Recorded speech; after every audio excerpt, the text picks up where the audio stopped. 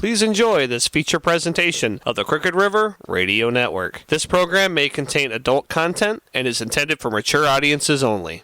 Radioactive is sponsored by CrookedRiverRadio.com. Crooked River Radio is an internet radio station that is live 24/7 playing rock and adult contemporary top 40 hits from the 60s through the 90s. You can find us on Live 365, Simple Radio, Roku, Radio Garden, and even Alexa, as well as our website. Come on and join us on the Crooked River.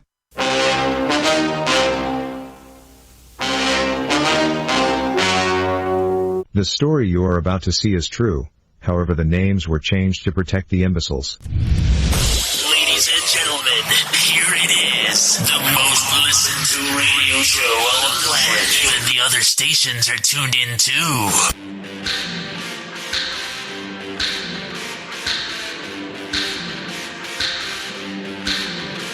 Welcome to Radioactive.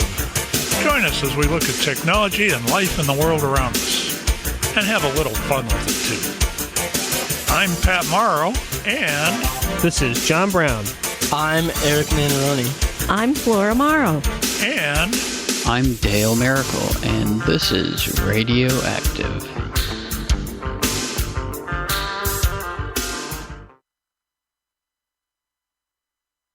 well, how about that? We're here. Is that a miracle or what? No, there's no miracle here. He's at home sick. That's right. Evening, everybody. Nice to have you here. If you've just tuned in or just joining us, we started about a minute ago. Where the hell were you? Evening, guys. Anybody there? Hello? Is this thing on? Erik? Hello. Well, there's one country you heard from. Hello. Hello. And as the intro says, I can confirm this is Erik Nannarone. Oh, is that right? Are you sure about that? Last time I checked. Have you looked in the mirror lately? I tried to not do that. We can't see you. Can't see me. Yeah, you're a spinning circle. Not spinning, but like you're just an icon circle.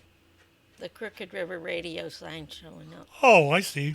It's the OBS. How about that? Does Okay. that work better? Yeah. How about that? Much better. Well, you almost had me panicking here. So what's going on, guys? Oh, nothing. Just another fun day. Yeah? Yeah. Yeah? Sunday. Fun day. Well, Okay. I was searching around the other night, and something just fell into my lap, and I gotta play this thing. Yes. There's actually two clips that are going to get put together here. One you guys already know, but the other one goes right on with it. You ready for this? This is the debut. This is the debut of a sound clip. You ready for it? Are you excited?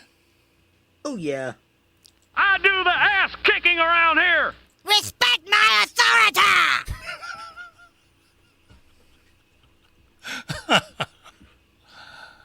Hey, Justine. Respect my authority! What's that from? South Park. Okay. It's Cartman. That's Cartman, yeah.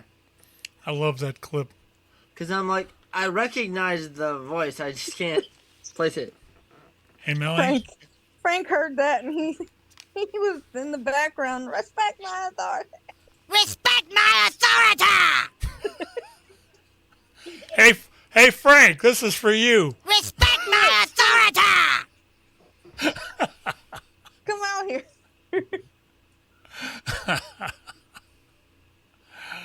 Oh, God. He's in the kitchen right now. I was playing around on a computer, and Ella started contradicting me. And we got arguing back and forth about something, or I don't even remember what it was. And all of a sudden I thought, respect my authority. Yeah, I don't have that clip. But we do now. I think we may have an Ellie in here. Wow, yeah, all right. Hi, Elle. Respect my authority. I just got 4, oh brother, I think it is, emojis.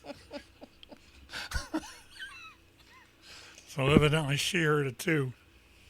And Ellie? Respect my authority! I bet I know what her response to that's going to be. Yeah, I know what it'll be. I do the ass kicking around here. Anyway, that's pretty much what's been similar to what my week's been like. Really ain't been a whole lot going on. Stuff I should have dealt with probably didn't, and some stuff that I should have dealt with I probably won't. But it is what it is, what it is. I did get a chance to find my sound effect.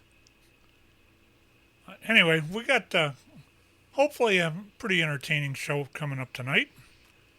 We're going to talk about, I found that if you've listened to the last couple of shows, I've been looking for something on these automated singers and how to, and what they're about. Well, I happened across this thing called Mave, M-A-V-E, and they're kind of a Korean pop thing. Well, the video that I got shows how this stuff works, and it actually reviews it. So I found this, and I thought, well, we're just going to take and try that. I'll play that out. The other things that we got to talk about tonight, there was a scammer that got a bunch of book manuscripts that stole them and scammed the people out of their money and everything else. I got an article on that Flora found. I'm going to do some bloopers. Found some pretty cute ones there. The other serious stuff that we got to talk about is the Meta layoffs. You all know I'm a real fan of Meta. You know, I'll take that. I'll take Meta any day of the week. That doesn't start with ending day. That doesn't end with DAY. And we're going to take and talk about that a little bit. And the other big thing that I found that if you've watched any news at all this week, there has been quite a bit of happenings with the weather. And there was actually a huge tornado in Mississippi a couple of days ago, and then there was one, I think last night or this morning in Georgia.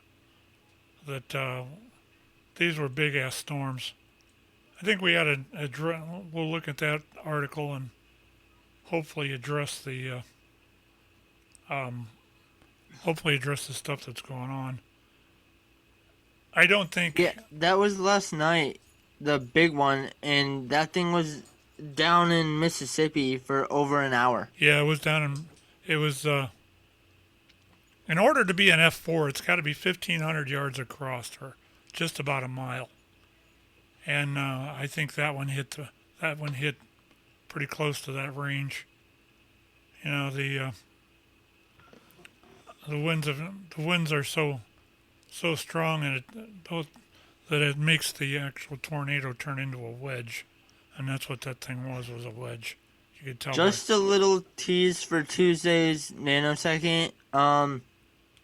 I'm trying to effort to find a meteorologist or reporter from down in Missouri to talk to us for a few minutes and just tell us about the devastation. You mean Mississippi? Down there. You mean Mississippi? What did I say? Missouri. Yeah, sorry. Mississippi. I mean Mississippi. I'll look for something in Mississippi or Georgia that would want to do a little talk. And yeah. Or Alabama. The other place you might want to reach out to is the NWS. You can even go with the Cleveland one. See if anybody up there wants to do a podcast.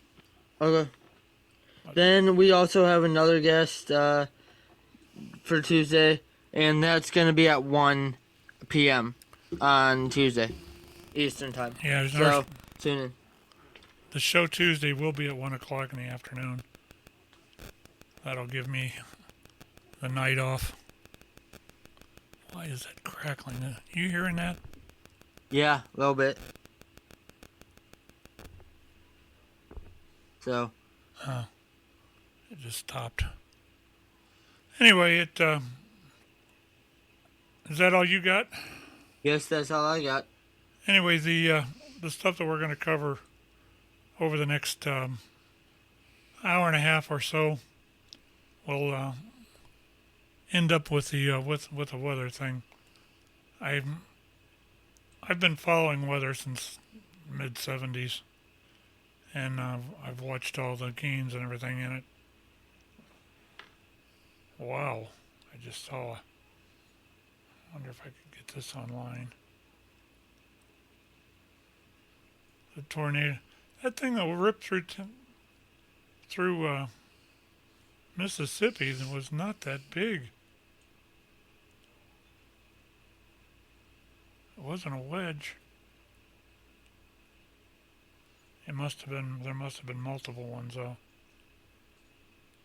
I mean, the one though was down on the ground for at least an hour, like I said earlier. Well, I had heard that there was a 4 that was on the ground for an hour.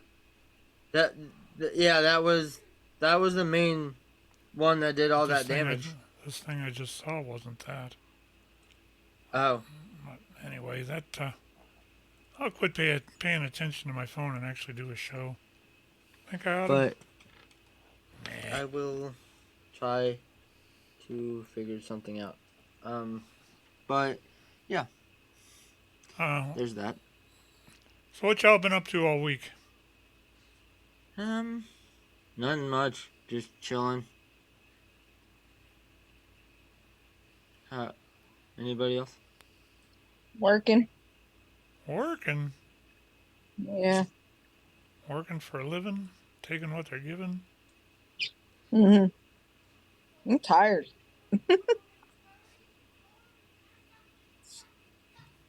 I've been doing the same. Working out. Working and working out. Well, that's good to hear, I guess.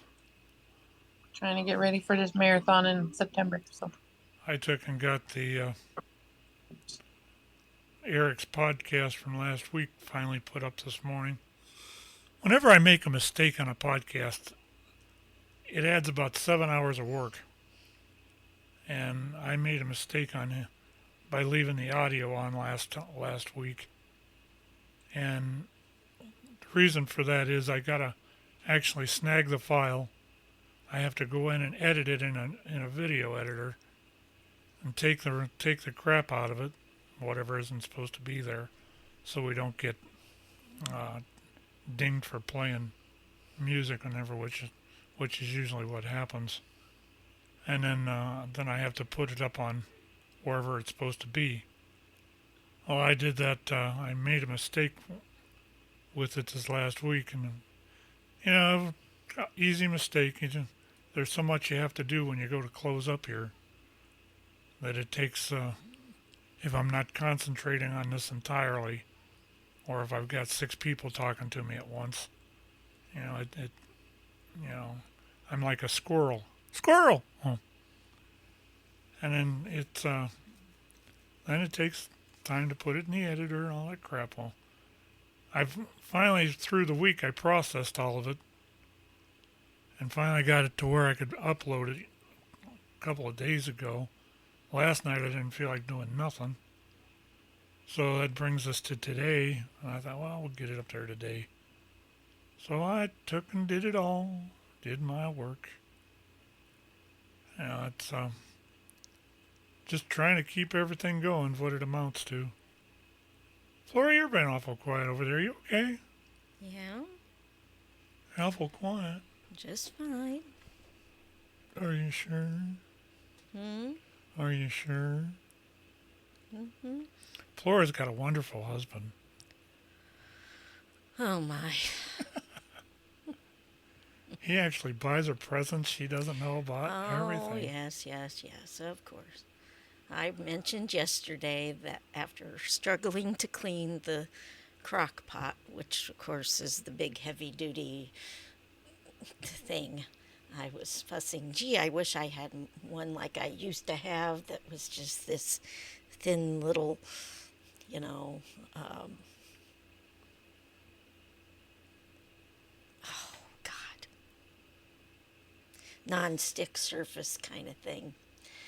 And because I'd had one before and it got bent and then it got abused and it got ruined. And away it went. Excuse me. And so I just mentioned that I was looking and seeing if they even still made them and whatever, because this other thing's getting to be a pain in my butt trying to move. I can be a pain in your butt, and that's out of the way. While it works, I mean, and all that, nothing's wrong with it. It's just kind of a pain to clean. Well, now you can. And so, anyways, he ended up ordering one from Amazon yesterday, and it came today. So. You know how hard it was for me to not say anything? I kept checking on it. I'd go in my Amazon account. Oh, it's going to ship in the morning. Yep, we're right on time.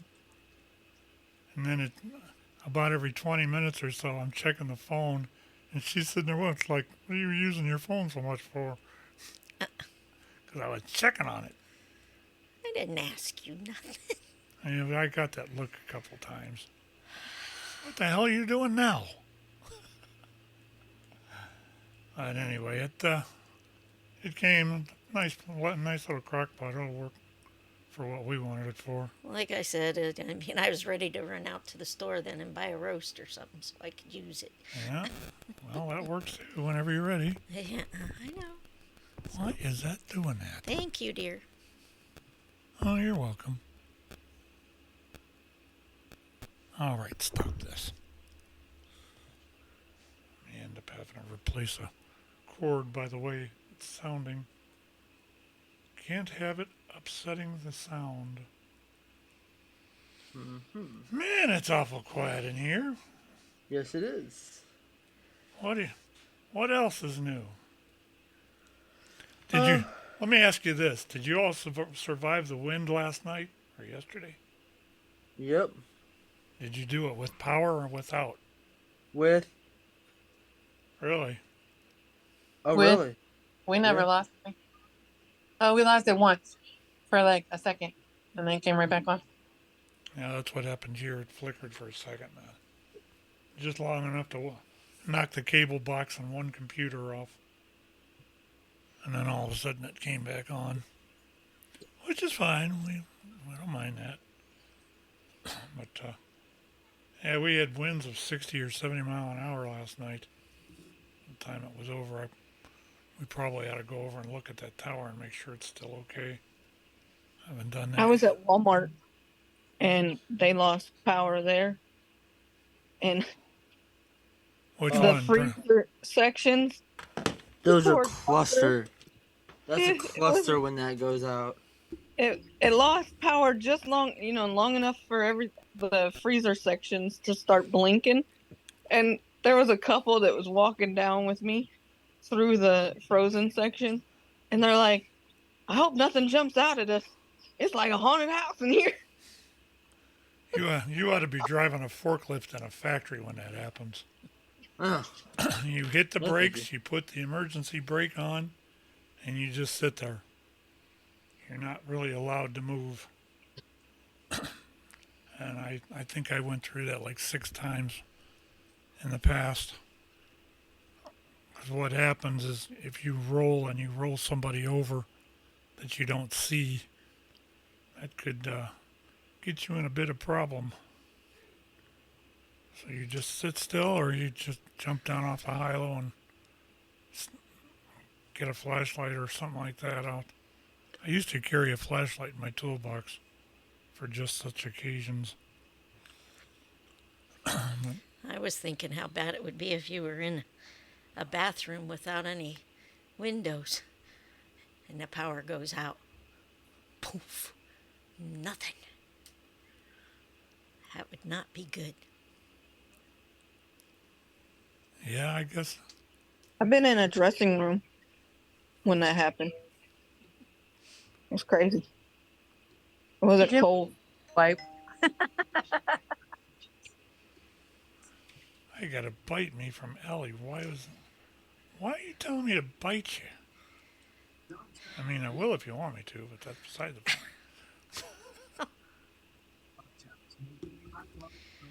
Yeah, could you imagine trying to wipe in the dark? Especially if you had a healthy poop and the lights went out in the bathroom with no windows, nothing. Could you imagine trying to wipe? Nope. I'm speechless. Things that make you go, Yeah. No, things that make you go, what the You'd have to go by. Never mind.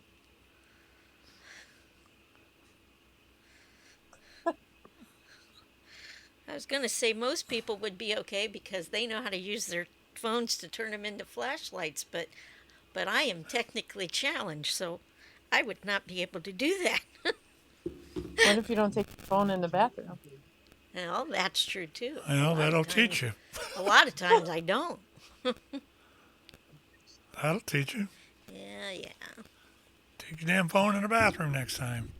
Well, it ain't gonna do me no good because I know how to turn it into a flashlight. I'd be flicking it on and off. Unfortunate, we got windows. I was gonna say every bathroom in this house doesn't have a window. They have doors, but no windows. But if the power goes out at night, It ain't gonna do much good. It don't really get. It usually doesn't get that, blinding dark in here, even with all. That bathroom down here would be. Yeah, that one would be. Then all you gotta do is open the door. We had a couple years ago. We had power was out for like 16 hours, and yeah, that was fun trying to get ready for work in the morning. I would imagine. Yeah, that was horrible. That was when that one telephone pole arced. That was around this time. Over by the it was over by Timbertop. No, it was over by Northampton, over by Valley Vista Park. Well, close to Timbertop. It was like on the edge. Across the street from where your mother used to live. Yeah. Yep. Yep. I thought the pole though was up further, because I saw the spot. It was by Valley Vista, by that sub. I think by the power station where.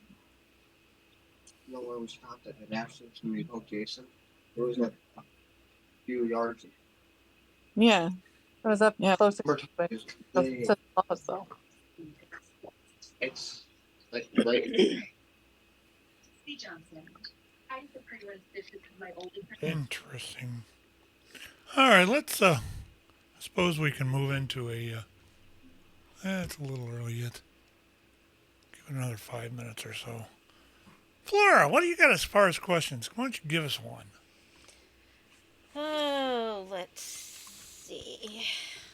I have some March trivia, and then I have a couple of, I guess, yes-no things, but I'm pretty sure you're all going to know the answer to the March trivias I found, but we can try.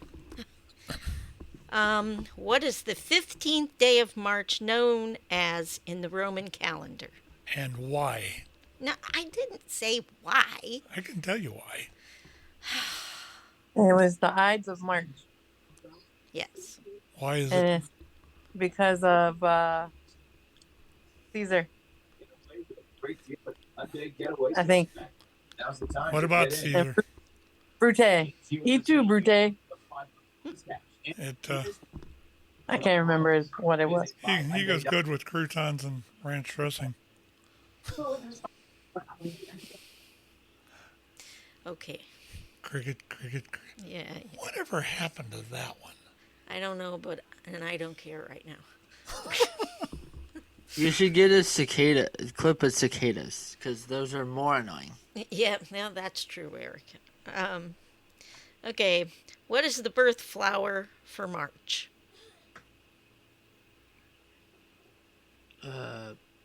Rose? Lily. I don't know. Daffodil. Tulip. It's a daffodil. Oh, I was close.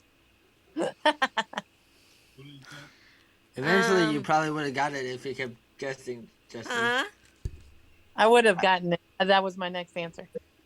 What did you say? Huh? What did it say? What was the answer? Daffodil. Daffodil? Yeah. Oh, okay. Start of spring falls on one of 3 dates in March every year. What are those 3 dates? 19th, 20th, and 21st. Yeah. Or 21st and 22nd. No, it's the 19th, 20th, and 21st. I know you all are going to know this one. What do math enthusiasts celebrate on March 16th? Friday. Yes, and what kind of pie do we all like? March 16th? I've seen conflicting dates on that. That's what the thing said on my 314, isn't it? I thought it was the 14th. 14th. Yeah, 3.14 and a bunch of numbers after it. 3.41959 something or other. Well, excuse me. Maybe I wrote it down wrong, but I was pretty sure that's what the thing said. But anyways, disclaimer, I don't claim rights to the website I found those questions on. Okay, why do professional kitchens use scales rather than measuring cups and spoons? So from now on, just nod or shake your head. Interesting question. Repeat the question again. Okay. Why do professional kitchens use scales rather than measuring cups and spoons? They're more accurate? Well, yeah. That was just a guess. More precise measurement, they prepare large quantities of food, and scales are more efficient. Okay. Okay. Lucky guess. Scuba diving or skydiving? Skydiving. 100%. Huh? Scuba. I'd have to go with scuba. No, thank you underwater. I'd go with none, actually. I don't like heights. I'd rather dive from dive from thousands of feet up in the air than dive 10 feet underwater. Thank you, but no. And I do apologize. If Ellie has any answers, please let Pat know, I guess, if she's still listening. The next one is roller coaster or whitewater rapids. Roller coaster.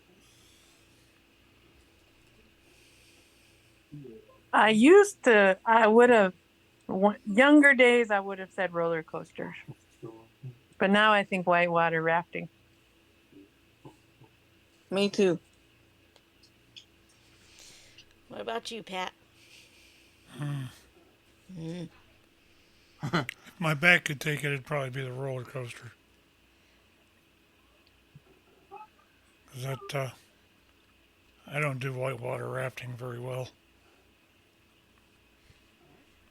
And once again, I would do neither.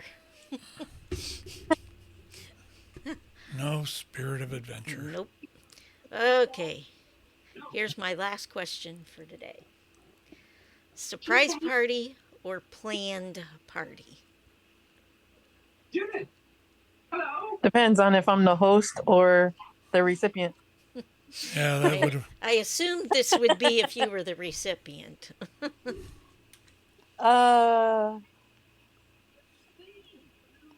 Surprise party. Ellie said both. I'm with Ellie. I'd like to do both. Yeah. Planned parties are just too much work. I would say cross between. I would want to help, and yeah, if it was for me, I'd want to help if I knew it was coming. That's surprise for me. But what if you knew about the party, but they threw a surprise wrinkle in there? No, because I'm nosy. I want to know what's going on. Ah, Through the whole. Just because you're nosy doesn't mean that people would tell you. I'm a perfectionist, I guess, when it comes to parties. So. I'm a perfectionist when it comes to throwing parties. So. I was going to share that earlier today, Patrick and I were watching a show. Well, we were watching NCIS, actually. And in there, they had some guy that had gotten murdered or killed or died or something. Anyways, he had this garage full of, like old manuals and papers. Memorabilia. Huh? Memorabilia from the 70s. Well, I told him I had to laugh. I said, kind of sounds like what they'd probably find if they went through our stuff after both of us passed away. I said, because all those manuals upstairs in the drawer and stuff he doesn't even have anymore.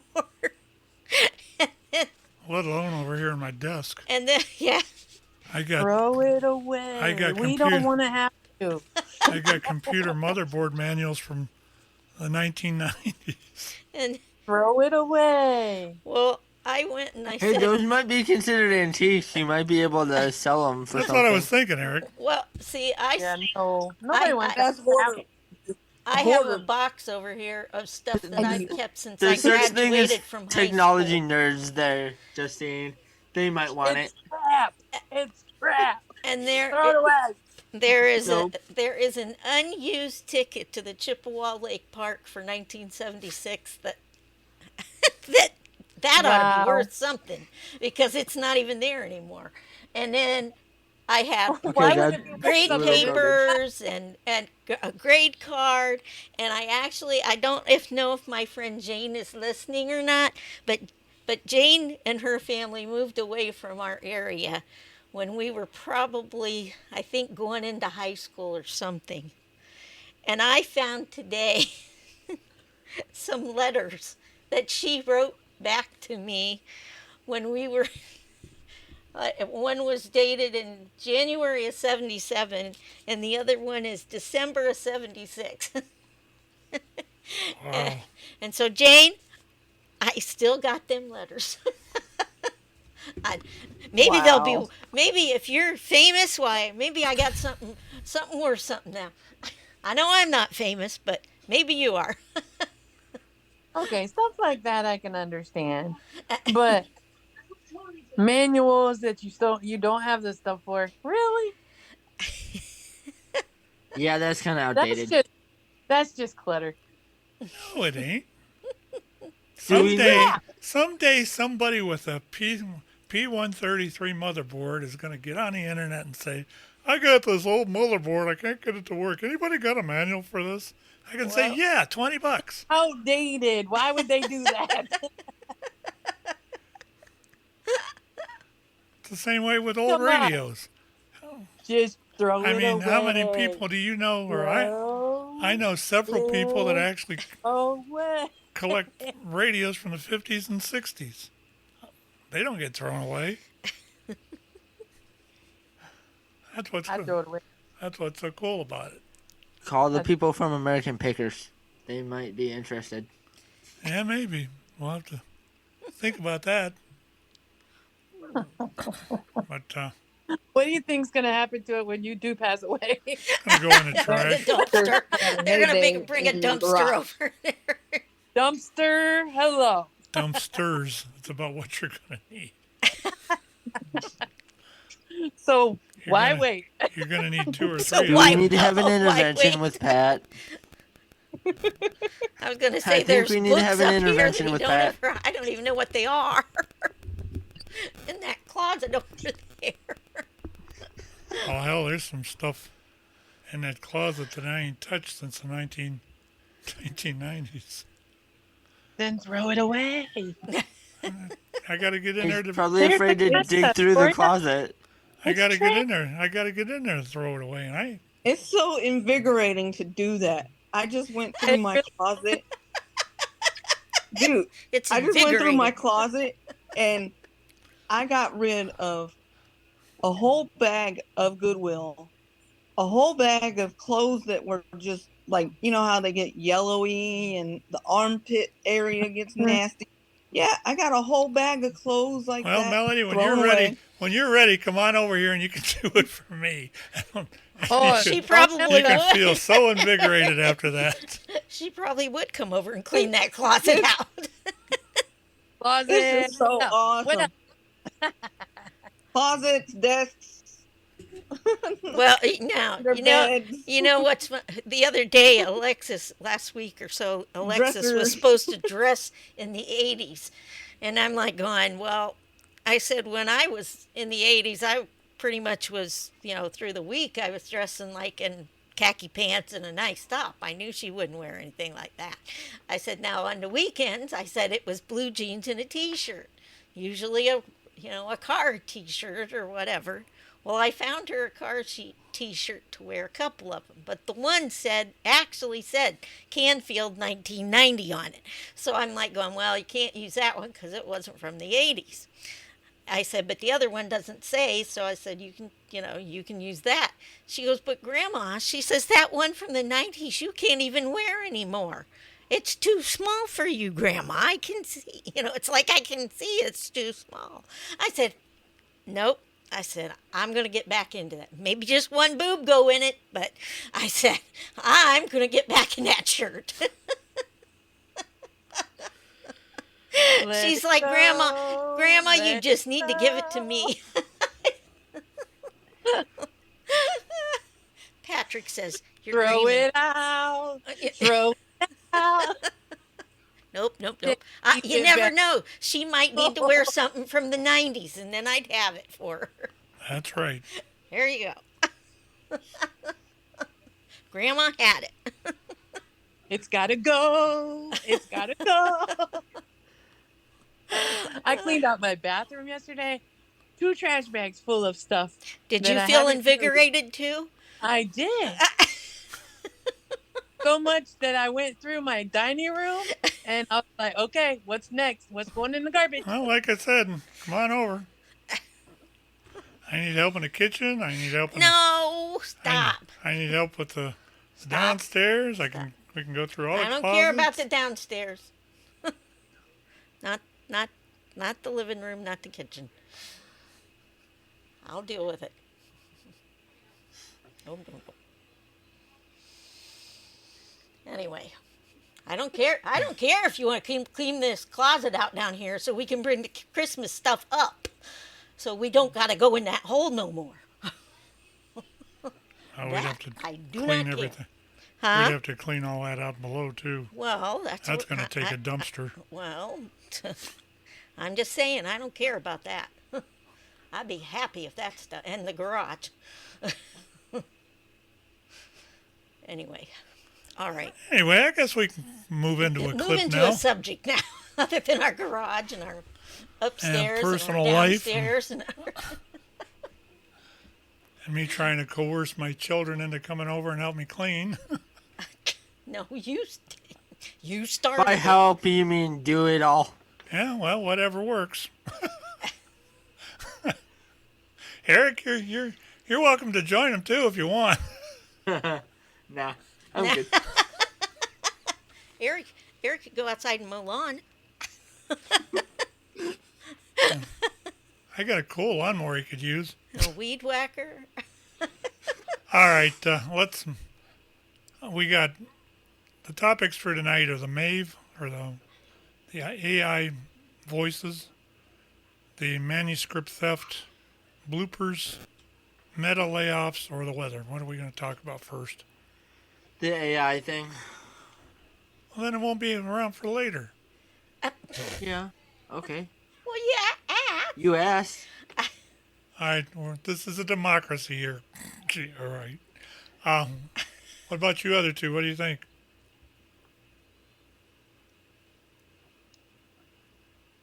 Hello? Surprise me. That's what I was just going to say. Stop taking my words.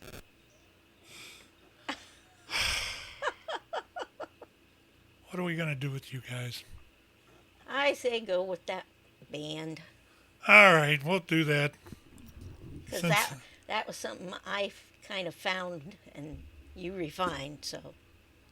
I think you guys will like this. It's about 12 minutes long, so it'll give me a chance to go pee. So that's what it was. He just wanted to be able to go pee. Now we know the truth, people.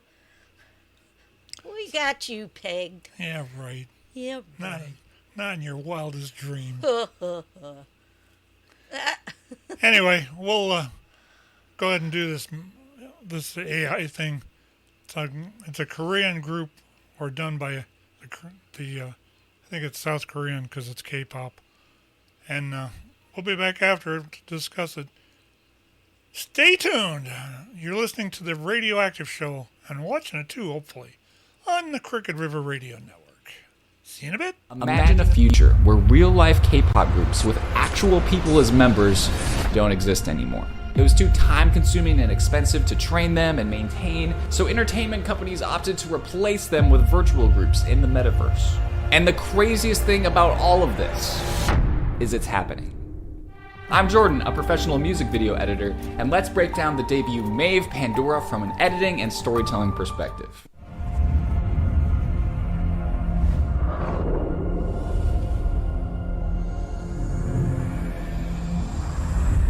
That's Cloud City from Shoei.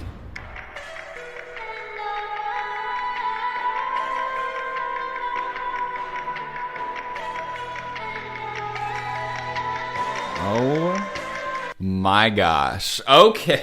There's already so much to talk about. If you don't know about the Greek mythology story of Pandora's box, let's do a quick review. It's a Greek mythology story where Pandora was left entrusted with this little box that contained a lot of secrets of the world. Out of her curiosity, she ended up opening it, and a bunch of bad things were released into the world. Basically, it's just a Greek mythology explanation as to why there's evil. And in this context, Maeve is saying, look guys, we're the first metaverse K-pop group out there. We are literally Pandora's box. And you can see that illustrated in the choreography as she steps outside of a box. And when Pandora opened the box, evil was released into the world. So what's gonna happen when we open this Pandora's box? There's the box, baby. Ooh.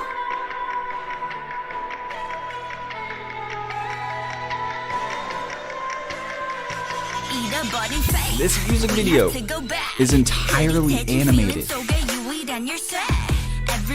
The thing that impresses me most about this video is how high quality and cinematic the content is. And the thing that really stops people from getting better as a creator or getting better as an editor is the fact that they don't have access to high quality footage. And if you're in that boat right now, like I've been many times, you should look to Storyblocks. They have over 1 million high quality assets like high quality footage or titles or VFX, all for commercial or personal use. A few reasons why I like Storyblocks is they make licensing so easy. You just sign up for one plan and you get access to the entire library. And then Storyblocks takes it a step further by having a Premiere Pro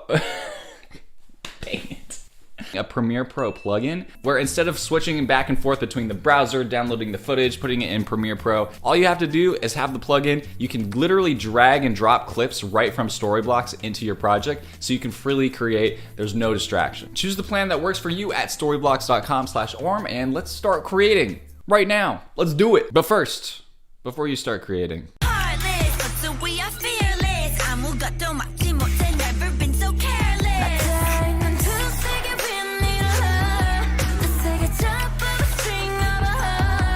I've reacted to virtual K-pop groups before, animated K-pop things. We've done KDA, we did Blackpink, PUBG. This is one of the best ones I've seen. It took me a second to realize that those weren't real people. They're animated. And a huge shout out goes to some of the dancing. Like once you're on these close-ups and stuff, you can tell that they're animated, but when you look at the wide shots, when you look at the way they walk, the way they move, especially when they're dancing here, if we took the Blackpink PUBG dance and we put it side by side with this Maeve Pandora one, these guys have figured it out. They figured out how to make dancing finally look realistic in animation. I really wonder what the secret is.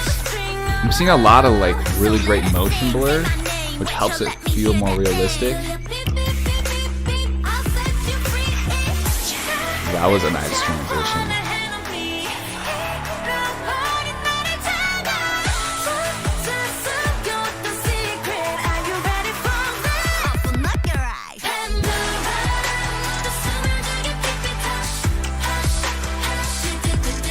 I wish they went through the glass there because that's the brilliant part about animation. So if you want to move a camera through glass, through a literal substance, you can do that. It's like when you're in a video game and your character is like walking through walls. Because if you're in animation, you have to invent the visuals as well as the physics, and they don't exist together. In this shot right here, gone right through the window, which could have been super sick. The quality of this animation is incredible. I especially love how they're using reflections of windows, or even this little line right here where the window pane is split. It reminds us that this is a real world. They want it to feel like this is actually how life is. And there's just simple little details that really help it feel realistic.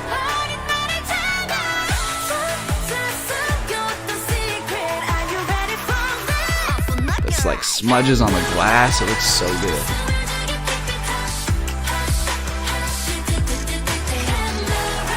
Ooh, there was something wrong with one of those shots here. Let's look at it. If I frame by frame it, it sort of is jumpy. And if you look at the background too, the camera kind of slowly jumps. It's like, the whole shot's just a little bit jittery. I'm curious if that was intentional or not.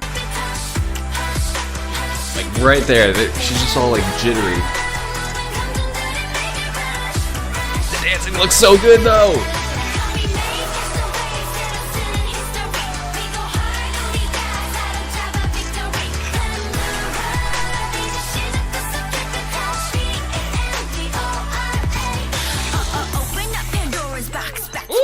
This whole music video was done by a production company called Flip Evil, and they've done Espa Dreams Come True, Kai, and 17 Dream. They're a very big world, visual effects heavy production company, and they need to tell everybody else what the secret is to making their animations and just the movements of the people look real. Because there's things called motion capture, but somehow the tracking doesn't translate to a real looking body movement, but this one does. I think it really has to do with three things. Number one, the way the clothes look on them. They look very realistic in the way that the physics work when people are throwing their limbs around and there's just stuff flying on them. Number two, this shot with her fingers. It's a very natural movement. Every detail is perfect as far as the physics go. And then the last thing that I think most people wouldn't notice unless you're an editor or an animator is the motion blur. So when there's a movement, you can see that there's a certain amount of motion blur. And what creates the motion blur is the shutter speed on the camera or the shutter angle. And now a normal shutter angle is 180 degrees, which basically means that there's a shutter covering the sensor half the time and the sensor is open the other half of the time. Lots of times in animation, their arms will look a little bit too clear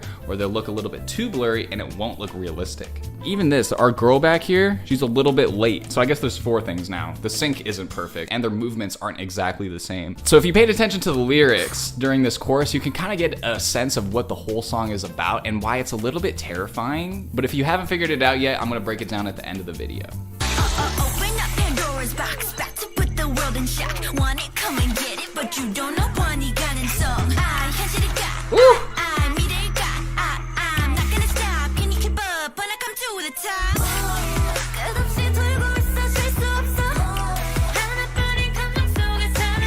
I'm coming in hard.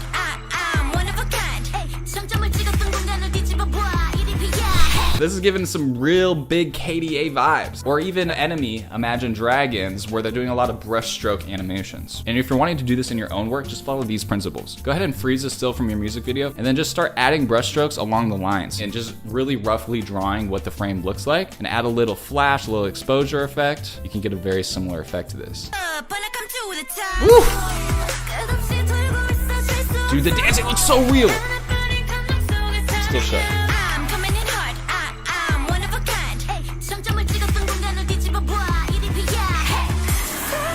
I just had a realization. The lyrics said flip over the space, which they're talking about how they're the first virtual K-pop group. They're absolutely overthrowing the world, essentially. But the production company is called Flip Evil. If the video is Pandora's Box, where they open up the box and evil comes out, that's terrifying. What if the world was really us in VR sets?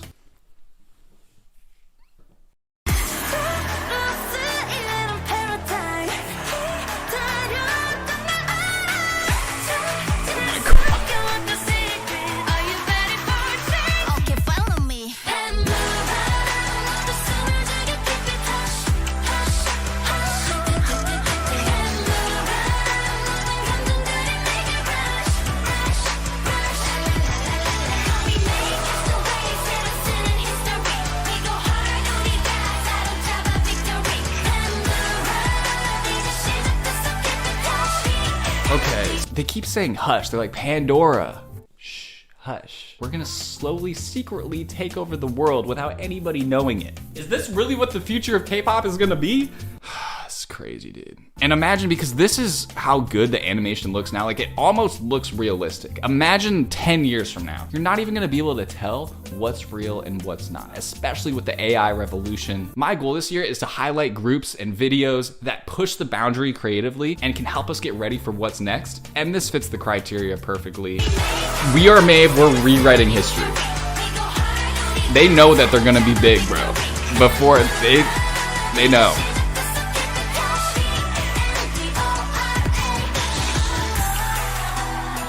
Oh my gosh, they just broke Pandora's box.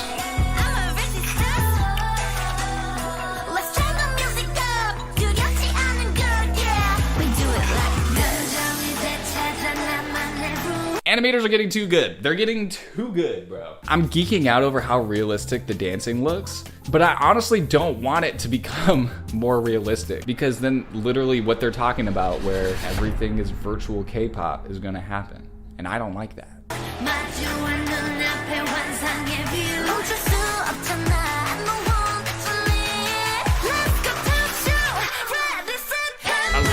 That's pretty sweet. That's pretty sweet. That shot where it's on a long lens, like it feels like we're on a helicopter, on a drone. There's the Seraphim KDA video, and then it also feels like the Blackpink PUBG video, where they're just on a super wide sweeping shot on a long lens. It's weird that all of these like virtual groups kind of just look the same.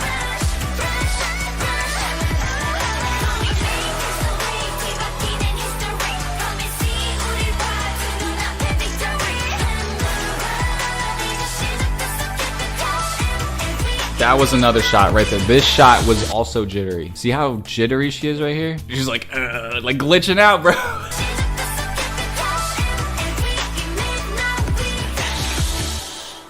Oh my gosh. So let me know your thoughts. Do you think there's a world where all reality-based K-pop groups are gonna be gone and they're gonna be replaced with virtual ones that we're watching on our headsets? Because the reality is, real K-pop groups are expensive, and it's gonna be way easier to have a real voice, record their stuff, and then they don't have to deal with any of the drama, with feeding people, with training people. It's just right there automatically. The reality is, I'm not actually afraid that this is gonna happen. It's the thing where you start looking at AI and how well they can do art, or how well they can write an essay, and then you just start freaking out about what the world's gonna come to. And then you start seeing the comments like, I don't care if they're real people. If the music slaps, I'm gonna stand. Maybe it is. Maybe it's the future.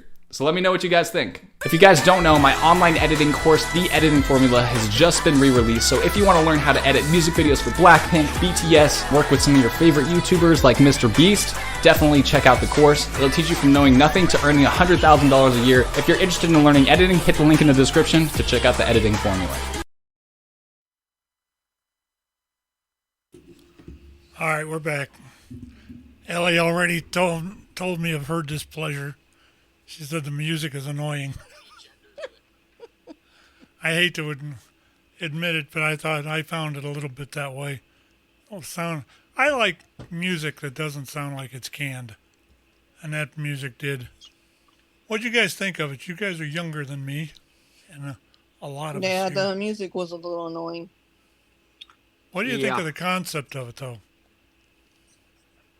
It's pretty crazy how much technology has gotten to where they look so real. And there's a lot more coming. The thing I was going to say, did you have a good poop? No, He didn't leave. I didn't leave. He's holding it. That's right. What were you going to say, Erik? I think there's such thing as just too much auto tune or like too much technology for music, and that. Sorry, I muted myself. I was trying to turn my camera on. I think it just falls into there's too much automation in that. Music, you can't do all automation. I get, there's still somebody recording it, but it's not the same. So, there's my 2 cents. Hang on a second. I'm looking to see what I got sent here. Okay. Helly thinks our president is AI. Oh, no. I can attest. No. Sorry, but not sorry. I could maybe agree with that, but I thought, never mind. I see where she was going with that. She's now. trying to tempt me into talking politics, and it ain't gonna work. I was thinking she was talking about the president of the amateur radio club. No, she was talking about. I figured it out. Okay. I mean, Pat and AI wouldn't be too bad either. Could AI do this? or dance like this? Yeah. Eventually, yeah. Yeah, y'all missed it this afternoon, or right in the beginning, before the beginning of this show. If you were listening to the radio, you would have heard New York, New York by Frank Sinatra. One of my all-time favorite tunes. That and My Way by him were probably the two best tunes I think he ever did. San Francisco, I Left My Heart in San Francisco was another good one, but we won't go there. Anyway, I heard that, and I was getting ready to come into Zoom. And so I turned the Zoom on, and I was going to reach down and mute it. And I thought, no, that's Sinatra. I'm going to let that play. So I start dancing, kick dancing the whole bit. All of a sudden, Erik sees it, and he starts dancing and singing. Next thing I know, Justine's over there looking at us like we were both nuts. And then I think she even started singing it. Did you? No? She looked at us both like we were crazy. Yeah. And Flora's sitting there, what the heck? Well, I can't see her. I can hear you, but I can't see nothing else at that point. Yeah, it was fun. I bet AI couldn't do that. No. As far as the AI stuff goes, I've done a lot of drawing. In fact, if you look at the little nanosecond emblem behind Erik, he sent me Let me jump. He sent me a. Or knocked myself out. Okay. He sent me the idea for this, and I took and ran with it on my own. I'm falling and I can't get up. And it was almost the case, Melanie. the amount of time that stuff takes to do is, it took me the better part of 2 afternoons to do that logo. And it, as far as the amount of time is money in the AI and whatever processing field. So you may get these things and they may look like $1 million and they may all be AI and there's not real people in them. But you got to wonder, somebody's got to assemble that and actually make it look like it's going to be playable. You got to wonder if they're actually going to save a lot of money. The other thing I was going to point out is a lot of these, it seems like there's an attack on the music industry, especially something like that is attacking it big time. And I'm going to get on a soapbox for a second here, so please don't mind. When you started out in the 70s, all your groups had guitars, organs, drums, you name it. They had it. Even some, you can go back to tunes like some of Jethro Tull and David Bowie, where they used full orchestra, and even some of the Beatles stuff did. Sgt. Pepper's was a lot of the orchestrated music. It seems like since then, you can't. A lot of these tunes nowadays, you know, there's something playing music there, but is it a guitar? Is it drums? Probably not. It's all synthesized music, and it's all probably coming out of a synthesizer. Even more, the auto-tune they do on their voices. I was listening to something yesterday, and I don't know if you know who, or any of you know who T-Pain is. Yeah. He's like a I know R&B. Okay, so I was listening to a talk show, and they were playing a song, out of the break, and I was sitting there. I'm like, who is this? Is this James Brown? And I'm like, they're like, the hosts are like, you'll never guess who this is. I'm like, okay. I'm sitting here listening on the edge of my chair. They're like, this is T-Pain.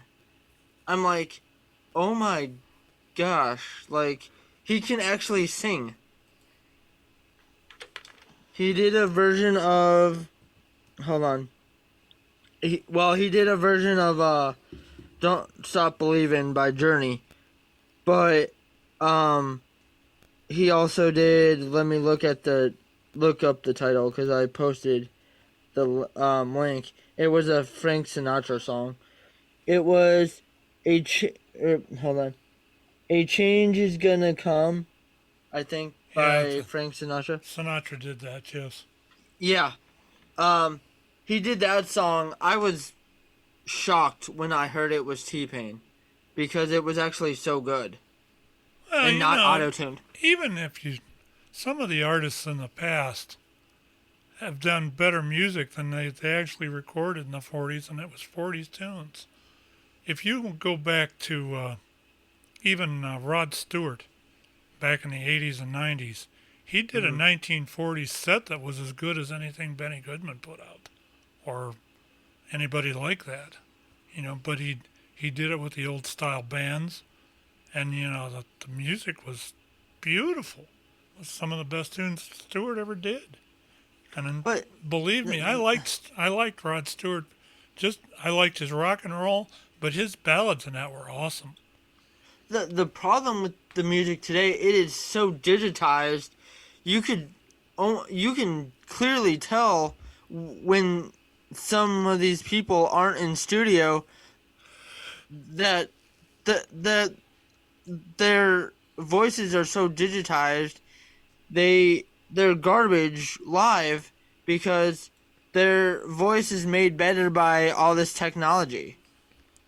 I'm surprised at this point that some of these national touring bands don't suffer from a lot of that, because of the fact that I can remember bands back in my day.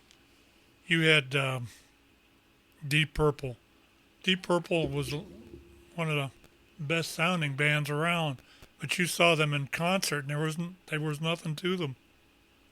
And it works that way. It's worked that way for several of the bands. And nowadays, if you're taking away all that processing, of course, there again, 90% of what you're going to see on a stage could be lip synced anyway. A lot of people don't realize that, but it's very possible.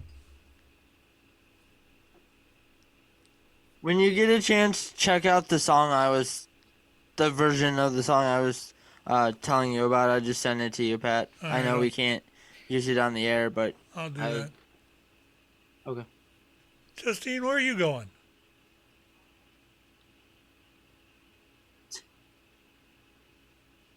Hello? No, always ain't broke. I'm not going anywhere. I got that dog. Look like you were getting your purse and ready to walk out. No. You're not for life. Sorry. Too much going on in the background. Oh, Cooking dinner. That's what I'm doing. okay. Well, I think we've lost your sister. At least we've lost her video. Yeah. Oh, there she is. Anyway, what do you guys think as far as do you think music is heading in that direction? You think it's bad or good? It's been bad since about the 1998. I think that's when it started going to hell. That's kind of just a random time, but okay. Let's just pick on the music from 1998. Anything 1998 and beyond is terrible. No. You can. Let's go back to some of the bands in the 80s, and you can say pretty much the same thing with them, although they weren't completely bad. You had singers like Tiffany. Doing. Sorry. Doing. Sorry. You had groups like Tiffany. You had, I can't think of the other ones I wanted to talk about. There's 2 or 3 women that did songs. And if you took them out of a recording studio, you'd probably never recognize them. You got to wonder if it's not that way with some even Taylor Swift and that other floozy. Katy Perry? Yeah, that's another one. But Miley? No, that Britney Spears. I couldn't think of her name. Miley Cyrus is another one, but that woman's more attached to her body Ariana Grande? Than anybody else any of is. the Disney people. She just loves to show her body. And yeah. You know, we ought to get into that subject one of these days. I saw an article here a couple of months ago. But I'm going to switch gears here for a second. I want to see if you all agree with me. YouTube and social media has turned women, a lot of women, not all women, but a lot of women, into social media whores, I guess, for use of a worse word. They tell all they could do is get on Facebook and they get on social media and pose halfway naked or whatever, in the hopes that they're going to get 1,000 or 2,000 or 5,000 views. Oh yeah, and it's going to make them a whole lot of money. Once I realized that gave that whole, I was falling for some of it. I'll admit that. But once I saw that and I realized what was going on, I don't buy none of it. These women are, and it's usually women, because the men are the ones that's buying it all. OnlyFans. Yeah, exactly. That's another one. How many women fans do you think actually log on to OnlyFans looking for guys? And I bet the ratio is about 10-1 with men to women. I mean, I hate to bring this into conversation. It's like dating sites. The amount of men versus the amount of women on those the amount of men are like 30 times higher than the amount of women on them. Because, well, in that case, men are just desperate. But I don't know if I'd say it was that bad. I mean, Flora and I met on a dating site. Okay, But I got to admit, there was 20. I dated 20 women before I found her on that dating site, or went through about 20 of them. And I'm telling you what, We're so proud of you.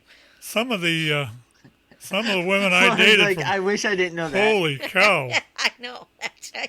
I knew that I was like redhead number 3, but I didn't realize it was redhead number 20. I don't know how to say this because I don't want to make it sound like I'm calling you old. I might get banned from the show. You keep using language like that, and you're going to find yourself out of a job. All right, Erik, you started it. You got to finish it now. Okay. Yeah, I'm waiting. I'll get a message after the show about this. Oh great, I can't even go with this with a straight face. Respect my authority! Okay.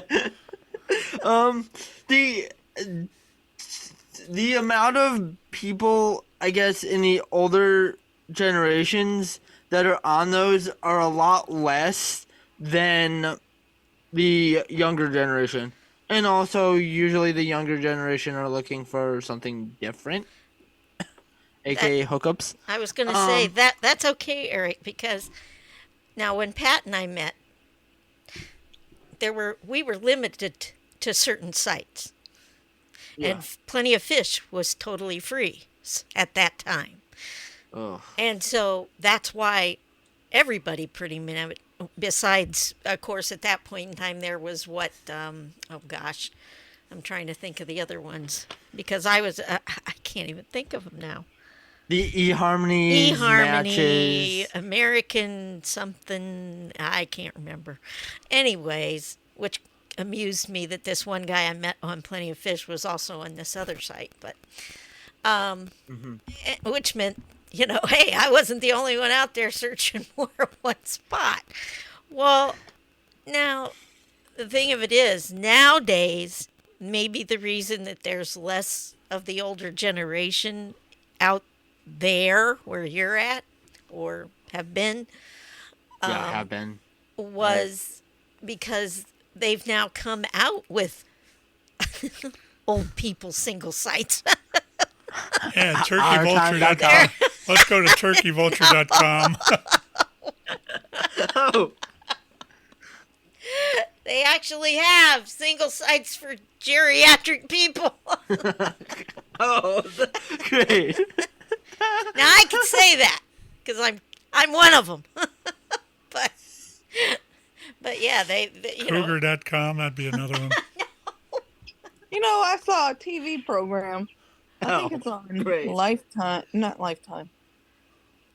Oh, what channel was that on?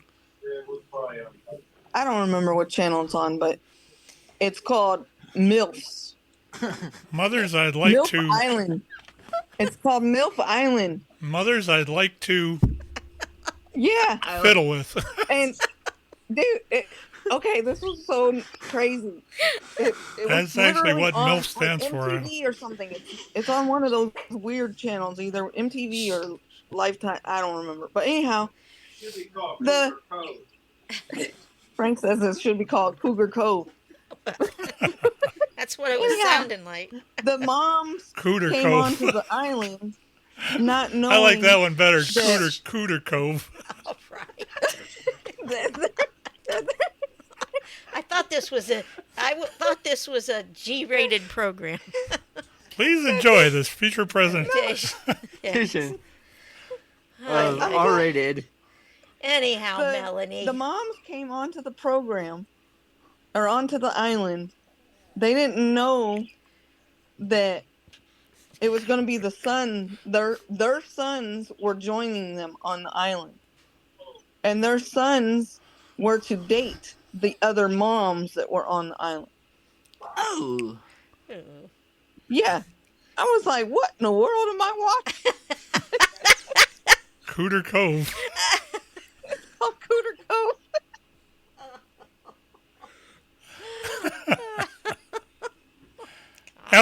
Ellie's last comment. I gotta read this. She said, damn, I'll have to shut down my site now.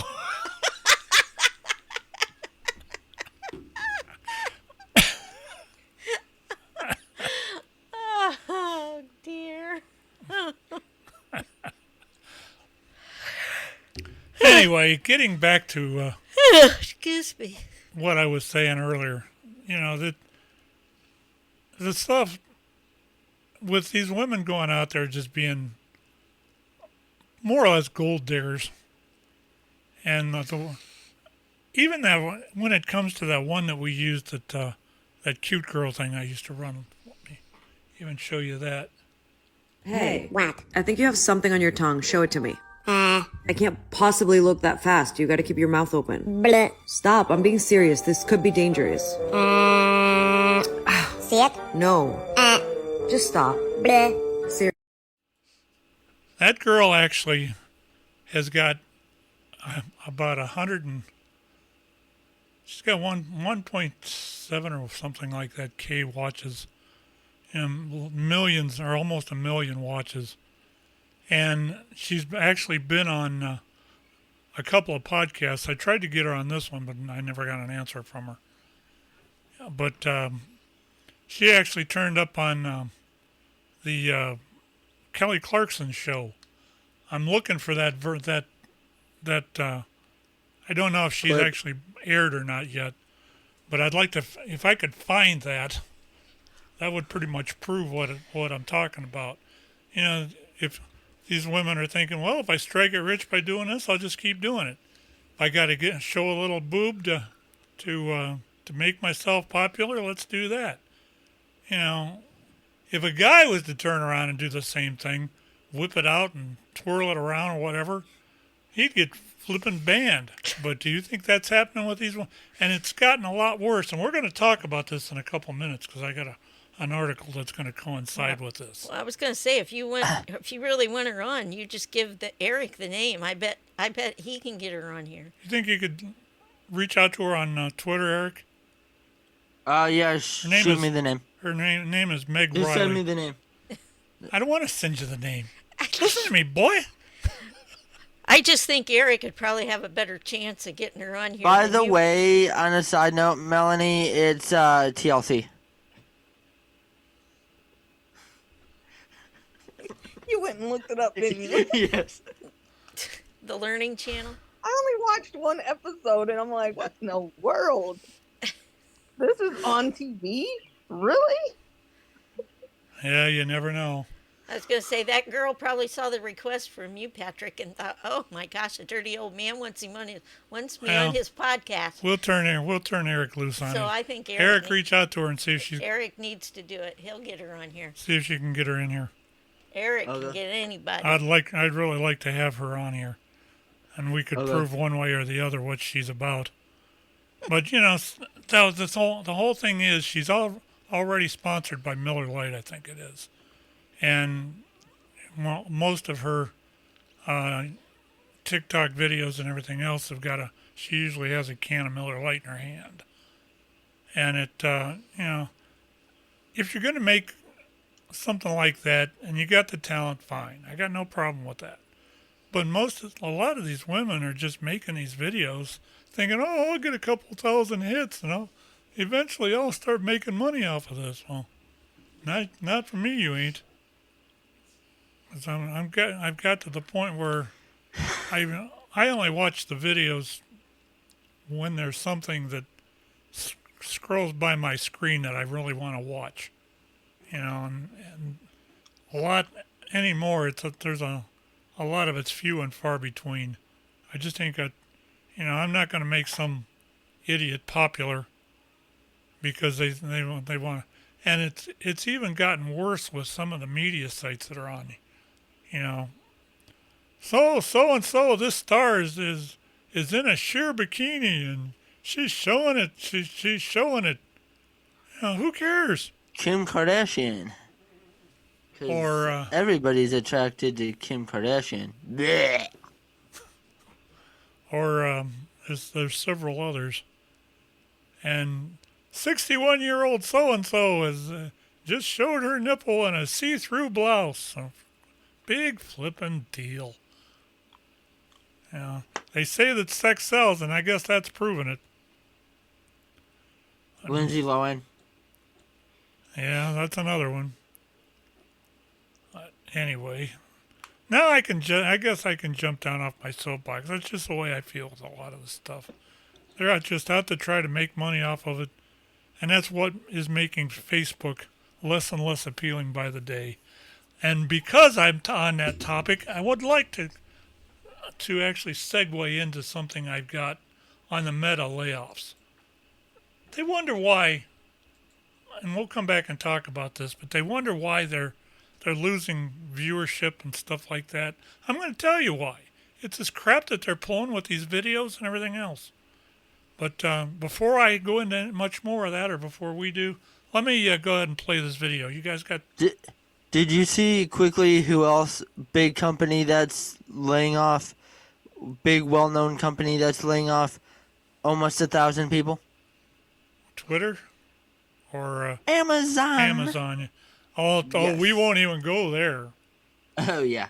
Mr. Amazon, if you're listening, Mr. Bezos, your company sucks as far as a delivery company anymore. Oh, yes. They can't get anything right.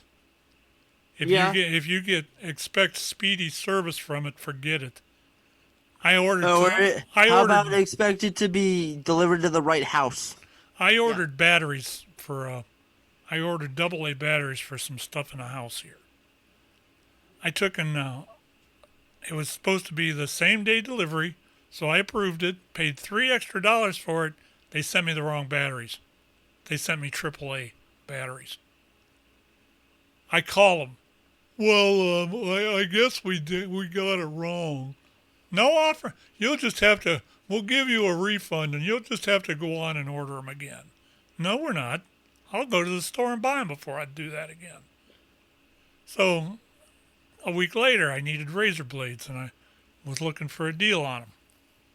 And so I order, and it's the same thing. It'll be here by 10 o'clock tonight. Okay, not a problem. 10 o'clock comes, 10:20, 10:30, 10:35. I pick up the phone. Hello, Amazon? My package isn't here yet. Where is it? Oh, well, we have a problem with your delivery. No kidding. Why don't you tell me about it?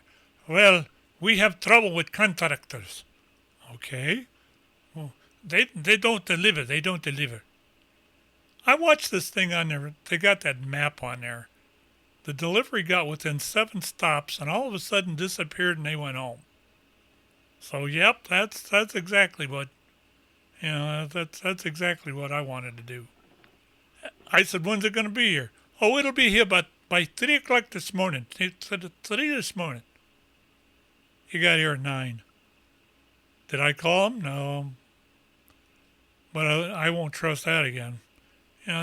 If you're doing this to me, you're probably doing it to about 1.5 million others too. Man, you need to fix this stuff.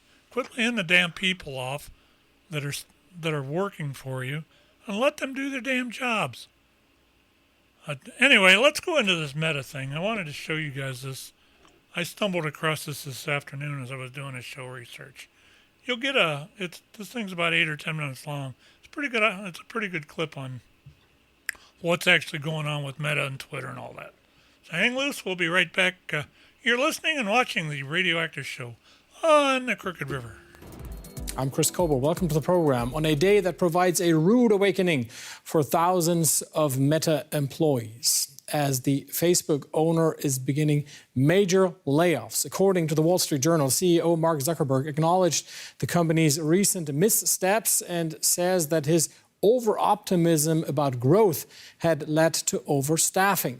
But layoffs of Meta, which currently employs 87,000 people, are just some among many tech jobs currently cut in Silicon Valley. Twitter just fired over half of its people after Elon Musk took over the site, although the company is apparently trying to get some of them back.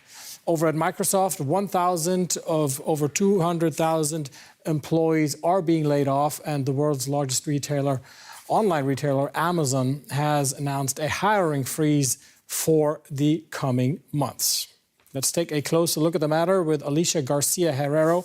She is the chief economist for Asia Pacific at Naxos Investment Managers. Welcome to the program, Alicia. Well, is it just the worsening economic climate and tech firms taking in less ad revenue that is to blame here? Well, yes. I mean, clearly this is all about synchronized deceleration. So it is not only the US, it's Europe and China decelerating at the same time, and for different reasons.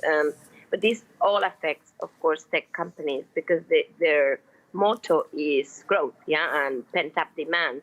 They had done wonderfully after COVID and during COVID, because that's where we're all hooked in a way. But now the revenue isn't there. The household revenue is shrinking, and that's why they are suffering. But beyond that, there's also a sense of fatigue with households, with consumers, for what probably has become too much of a good thing, and that's more structural. So, I think there's two things to note. The cyclical, which may be solved if the economy bounces back when interest rates will come down again, and it's going to take a while. But the structural part, I think they should be worried about their model because, climate change, all of these new ways to think, people thinking about, other things that is not just tech, is something that is going to haunt them. Yeah. So the tech sector is changing as a whole, has its challenges, certainly. I want to look at Meta here just for a second. What have been the individual problems at Meta that are now leading to so many people getting fired? Well, this is because Meta really,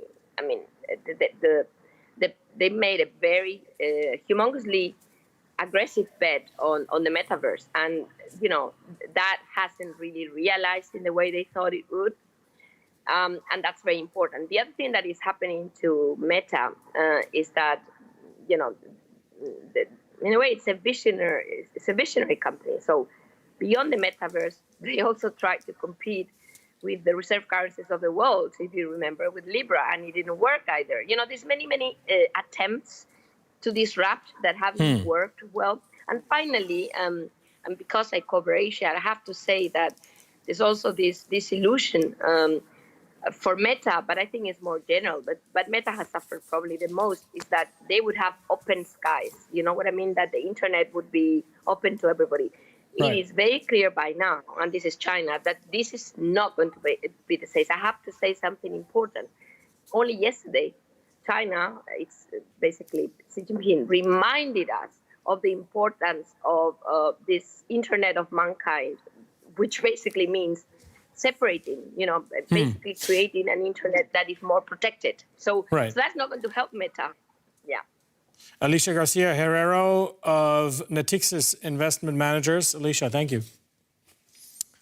Thank you.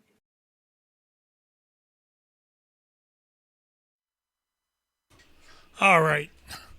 Now I'm going to tell you a little story about a man named Jed. Poor man there barely kept his family fed, but we won't go there. What my issue is with these companies is that they shorten all this stuff and cut off their nose to spite their face in the name of revenue. The way this seems to be working out to me, you've got certain stuff that people expect from your company. In the words of, or in the means of Amazon, it's on-time delivery and what you promised. If you take and start doing these layoffs, then you should take some of the promises away. And if you take the promises away, then you should start lessening the blow to the other places. I saw this coming with Meta or with Facebook years ago, or a couple of years ago.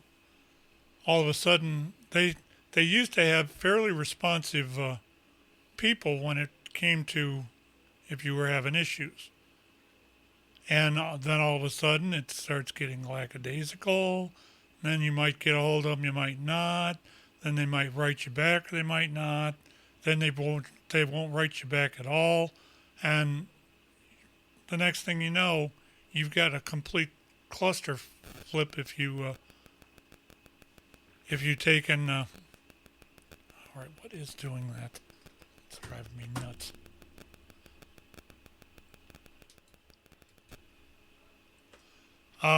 If you take and if you do, lost my whole train of thought here. If you're going to do these things, you get with the Meta, they used to have good customer service. You know, if you wrote them and said somebody's fake or cloned my account, it might take a couple hours, but you'd get an answer back saying, well, it was cloned, we took care of the issue, and thank you for reporting it. You can do that now, and it'll be days if you get any answer at all. And this is what happens when you start laying people off. They're not laying the people off in the sectors where they ought to be laying them off. If you're gonna take and start cutting things, you don't cut your customer service first. That's wrong. That's absolutely wrong. If you're gonna cut stuff, cut your design. Cut the people that are doing your designing. Cut the people that are doing your the work for your advertisers, bringing them in, whatever. You're not going to need them anyway. This crap about cutting the customer service and leaving everybody hanging when you got an issue and you can't get your damned account back, you know, this is just flipping wrong. That's all there is to it. The thing is, it just shows that they don't care. Oh, they don't. They really don't. And that's what it's looking like, and that's what's making Zuckerberg look like he does. I mean, he just don't care. It's like these retail stores. When you need help, you can't find anybody within 5 departments of where you're at to help you because they either don't have enough staff out on the sales floor, or they have to pull sales floor staff because they don't have enough people on registers. Like, departments sometimes go a whole day without people, and then customers get mad because, you know, that department's not stocked. Well, how can you get it stocked if there's not people to do it? And then they're going to start blaming it on the fact that, nobody wants to work. You took that right out of my mouth. Nobody wants. We'll pay a decent wage and people will work for you. Decent wage. Yeah, pay them a decent wage and people will work for you. You won't have any trouble getting people, unless it's a profession that nobody wants to do. I love how one of the places I've worked used to play a commercial saying, "Oh, we have competitive wages." I'd be like, "Yeah, you're in a crappy industry. So competitive wages are nothing." Yeah, it's pretty bad when you hire people and have them come and work for you 40 hours a week, and they still have to take and get food stamps and everything else because the wages aren't good enough to make a decent living. Yep. Well, we won't go into the politics. Will we, Ellie? Anyway, I guess we got one more serious topic, and then we got the bloopers. What's going to be next? I forget what the serious topic is, but let's do that. Let's say everybody else. The manuscript. Actually, there's two more. That manuscript thing we've got. Let's do that next. Flora actually stumbled across this one. You want to talk about it, Flora? I thought you were going to do the blooper or the. No, we'll do the manuscript thing. Yeah. Okay. Well, yeah, I just saw where this an older woman from, I want to say New Hampshire, I don't remember now. But she somehow, I didn't really read the whole thing either, but she somehow had copied, like, you know, other people's literary work and was taking credit for it and getting money and everything else. But they said at the end, they said she wasn't going to go to jail. So I'm not exactly sure why, but maybe that little clip that Patrick found will share why, I guess. I tried to do something that didn't work. Huh? I tried to do something and it didn't work. I was going to try to zoom in on you. I'll have to fix that later. Anyway, let's go ahead and play this clip. We'll be back. Hopefully everybody will keep watching here. We're having a pretty good time, I guess, tonight. So hang loose. We'll be right back, and here it is. How would you feel if you thought you were sending your manuscript of your latest work in progress to either your literary agent or your editor that you're working with at your publishing house, only to discover that the person who received your manuscript is actually a scammer and now this total stranger has possession of it? If you're an aspiring author, that might sound like a nightmare type scenario to you, but that's exactly what happened to hundreds of authors in recent years. The case of this scammer book thief shook the publishing industry to its core and affected both high-profile publishing professionals and authors across the industry. If you haven't heard this story yet, buckle up, because I'm going to give you the full rundown as well as some of the latest developments that just came this week in the case. But I also want to talk about what takeaways aspiring authors can get from this crazy piece of news. Because I understand that it can feel very alarming to hear that your manuscript could be taken, potentially stolen by a random scammer. So I want to give you the tools to know what to watch out for. If you are at all interested in the book publishing industry or you have a current work in progress, I recommend subscribing to my channel.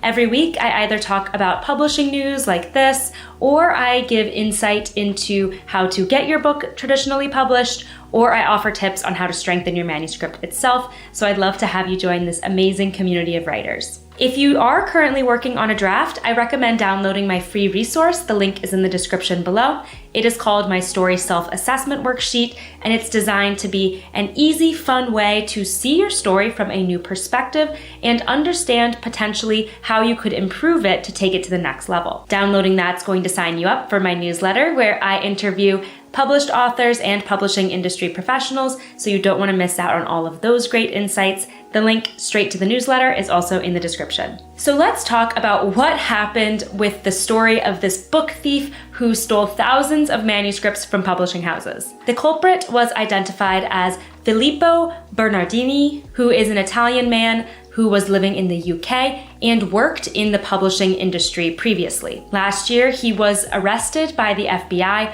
for impersonating literary agents and editors at publishing houses and sending emails requesting that authors share the latest drafts of their work in progress with him. These manuscripts were not yet published. They either were something that the author was working on with their literary agent, or it was something that was in contract to be published with a publishing house, but was still being worked on and edited. The way that he got these manuscripts was by spoofing domain names, but using real industry professionals' full names, because he knew many names of professionals having worked in the industry himself. What he would do is buy a domain like penguinrandornhouse.com with the RN looking like the M at first glance. He researched which agents and editors would be working with which authors so that when he emailed them, it made sense for those people to be requesting the manuscript. This case was going on for 5+ years before they figured out who was behind it. And no one had any idea who was stealing the manuscripts or why. At the end of it, Filippo was charged with stealing more than 1,000 manuscripts from hundreds of authors, some of which were best-selling, well-known, high-profile authors, including Margaret Atwood, Ian McEwan, and Sally Rooney. But what was particularly perplexing for many people in the industry is that he also stole manuscripts from unpublished debut authors who were more under the radar. Further confusing things is the fact that the manuscripts never seemed to appear on the black market. No publisher or literary agent or author was ever approached with any type of ransom, and the manuscripts never seemed to be shared or distributed externally. But all that being said, that doesn't mean that it didn't cause undue damage, especially psychological damage, to everyone who was involved. So last year, the FBI arrested Filippo and charged him with wire fraud and aggravated identity theft. And now he is approaching his sentence from a federal judge, where he is facing, in addition to fines, a maximum of 20 years in prison. So just this week, in advance of his sentencing, Filippo submitted a letter to the judge explaining kind of why he did this and apologizing for everything that happened. He explains in his letter that growing up in a small Italian town, he always found comfort in reading and books, and that he always wanted to work in the publishing industry. He discusses that he was excited to get an internship at a literary agency as a young adult, but then felt very discouraged when that internship did not turn into a full-time offer to work in the industry. In the letter, he says, and I quote, "While employed, I saw manuscripts being shared between editors, agents, and literary scouts, or even with individuals outside the industry. So I wondered, why can I not also get to read these manuscripts?" He says that he was motivated to steal the manuscripts by wanting to feel a part of the industry by reading these works in progress. Again, and I quote from the letter, "I had a burning desire to feel like I was still one of these publishing professionals and read these new books.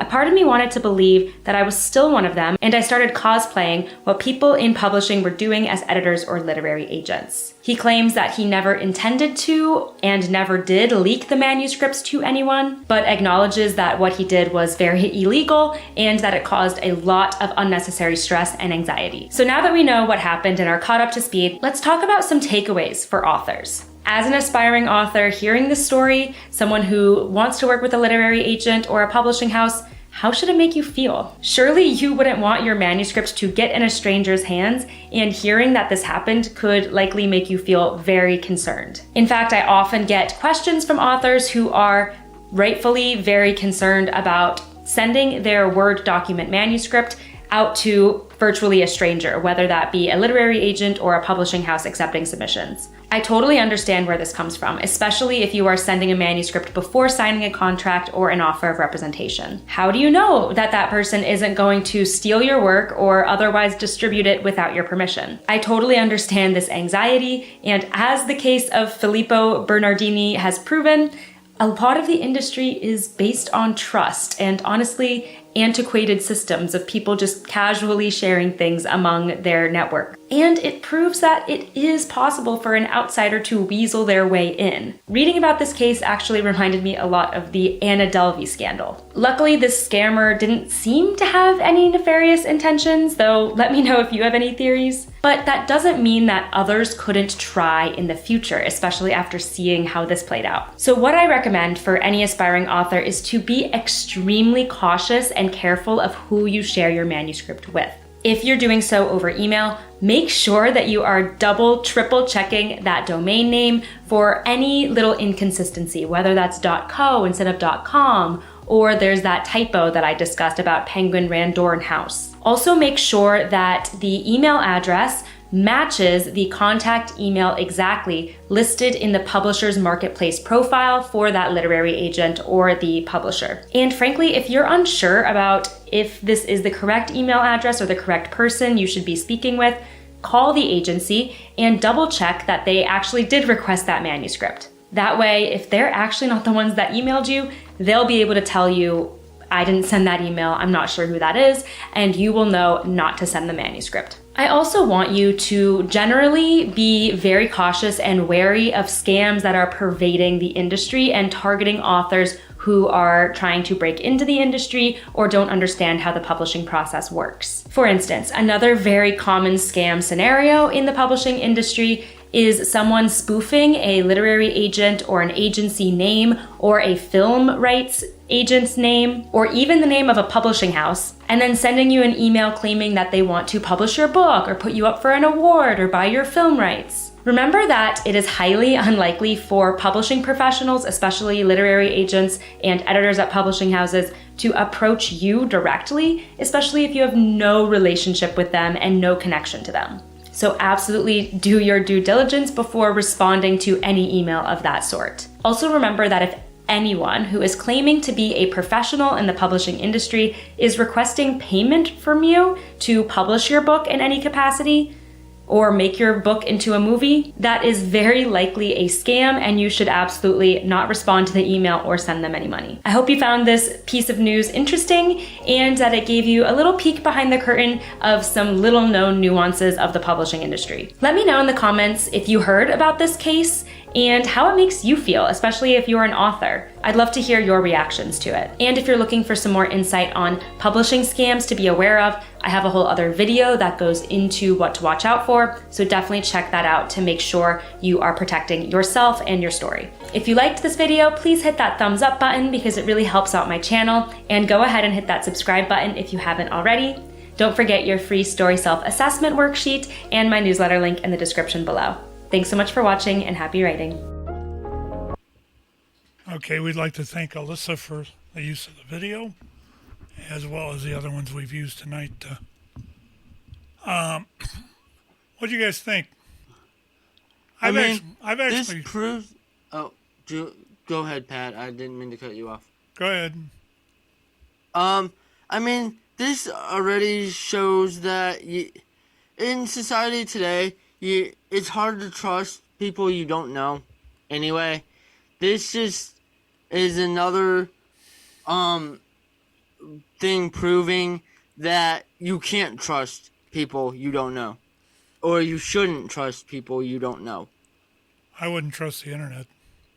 Yeah. Anything that is sent to you on the internet, anybody who contacts you, unless you completely know the person, don't trust it. And even sometimes if you know the person, unless you really know the person, don't trust it. And I know that sounds negative, but in this day and age, you have to be skeptical of everything. It's sad as it is, but it's true. Now, there are several places that do publishing that rip their people off anyway. I've heard of several things just over the last year or so. I've actually been pondering the idea of writing a book myself. If I get there or not, that'll be another thing. But it's, I think if I was going to do something like that, I'd publish the thing on my own. And it would be, I'd do all the work with it, as far as the cleaning it up and making it sound right and all that, and the grammar stuff and all that. There's tools out there that'll do that. The only thing I'd have to probably have help with would be the artwork, and I'd know what I'd want there anyway. But it would be a journey, but as far as me trusting one of these publishers, I don't know, unless they were going to give me some upfront money or something like that, I wouldn't be overly excited to send them a manuscript, something like that. And especially also, and things get lost in the mail all the time, or in any like if you're sending through UPS. I mean, I had a hat that I bought at a local team shop a couple years ago. It was wrong size. I sent it back. They were going to give me a refund and everything. Never got back to the team shop at the stadium. Still don't know where it went. Oh, well. Well, I mean, somebody's got it somewhere.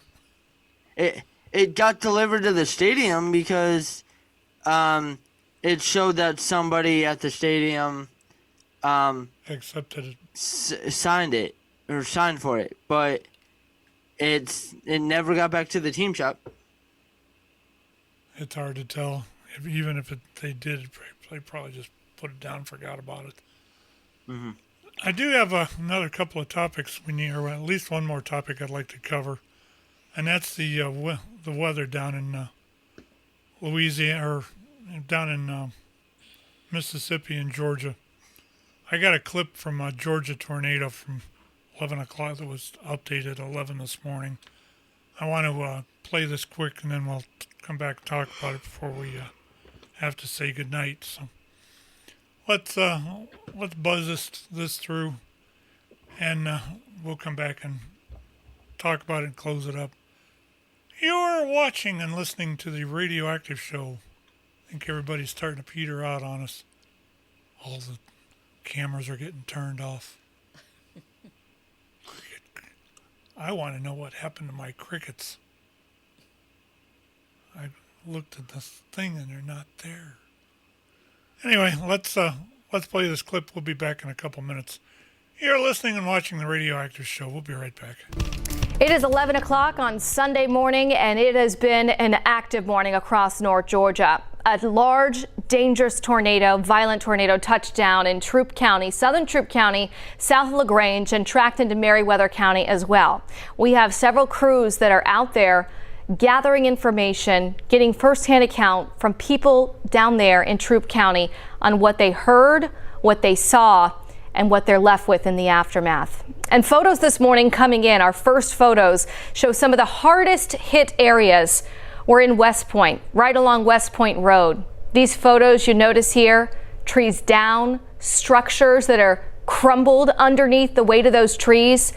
And there's one area in particular right around that West Point Road. You see right here, houses are flattened. There's hardly trees that are left there. So it's a very chaotic scene in Troup County right now. Troup County is asking, officials are asking you if you're in that area to stay off the roads. And if you are needing assistance in the aftermath of the tornado, there is a shelter open. The American Red Cross has opened a shelter, and that is open right now for people who need it. All right, so there's a lot of damage down there. I want to kind of give you a baseline of what we know right now. The tornado moved through right around 7 o'clock this morning. We had a confirmation, debris spotted on radar, that there was a tornado on the ground. And shortly after that, starting to hear rumblings from Troup County of the damage, of homes that were hit very hard. And a lot of that, again, was in southern Troup County, not far from West Point, not in LaGrange itself, but south of the city of LaGrange. There were trees that were down near the Kia plant right along I-85. I-85, I-185, both of those interstates were briefly shut down because there were trees on top of the roadway. And this is an image from LaGrange right now where we've still been seeing a lot of rain that's on the roads. Now in Meriwether County, we also had tornado damage. And in fact, some of that tornado damage happening at the Wild Animal Safari Park where 2 tigers got on the loose. We have heard from Troup County sheriffs that one of those tigers was captured, but they're telling people still down in Meriwether County, north of Pine Mountain, Georgia, north of Callaway Gardens, where that tornado hit, that Wild Animal Safari Park did sustain damage. There is still 1 tiger unaccounted for in the park, so they're asking you to stay off the roadways. Meanwhile, in West Point, 2 injuries and another injury that has been reported and is being reported right now. Those are being treated at the Wellstar Hospital down in Troup County. So it is a bit of a chaotic scene right now, and the images that you just saw, those are just our first images.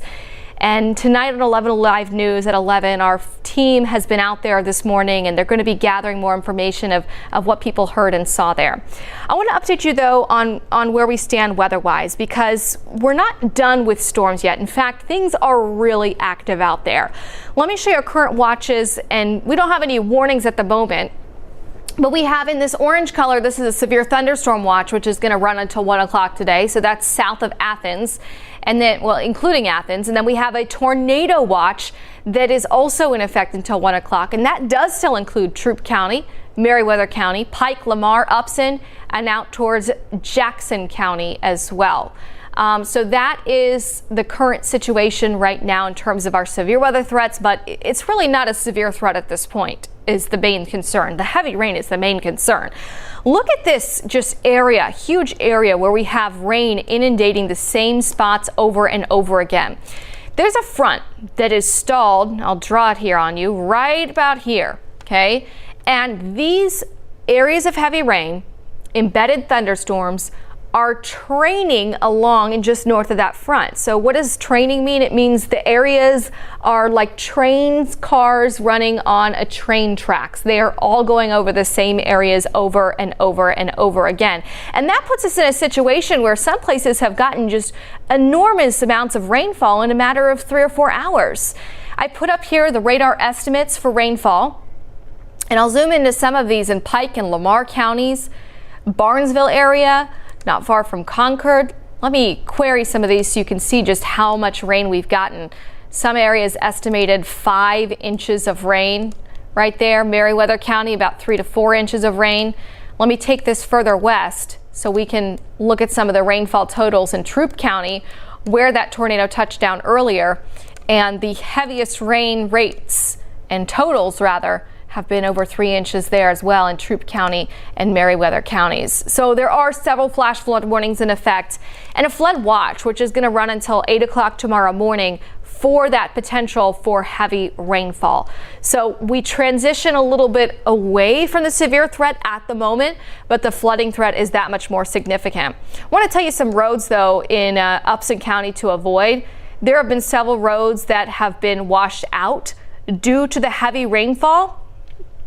Those roads include, let's see if I can get them up here, Crest Highway closed due to flooding. That's in the Upson County, Pike County line. Turner Lake Road washed out as well near McCrary Road. And then we also have flash flooding in Jones Road. That road is washed out as well in Upson County. So a lot of flooding damage. Wooden Bridge Road in Molina in Upson County is completely underwater. So the severe thunderstorm, the tornado risk areas, those are going to be kind of weakening or lowering for us, but the flooding risk is going to stay very real for us. Let me show you the forecast track hour by hour. And we do have the areas of heavy rain, thunderstorms right on top of us. Now, the next couple of hours for us, we'll likely see some of that radar lightening up a bit on the north side of the metro. But I want to show you by 4:30 how if we get some breaks in that rain, we can have additional storms pivot in, and any storm that pops up later on today could potentially become strong or severe again. So that's something that we're watching. As we head into the evening and overnight, that boundary, that front that's stalled on top of us, might try to lift a little bit further north again, and that could bring a better widespread picture to the rain as we head into the overnight. First thing tomorrow morning for your Monday morning commute, more areas getting in on that heavy rainfall as the front is draped on top of us, but models have been trending in a good way for tomorrow afternoon, showing some drier air starting to move in behind the front, and that would take the rain picture out of here. Let me show you the outlook from the Storm Prediction Center. Still having that level 1 threat of severe weather on top of the metro, level 2 threat in areas south. And that level 2 threat, again, is for the potential for damaging winds. Hail. We had some huge hail amounts this morning. And also the... I was getting a little too local. The things that they showed there were probably from smaller tornadoes. I did see that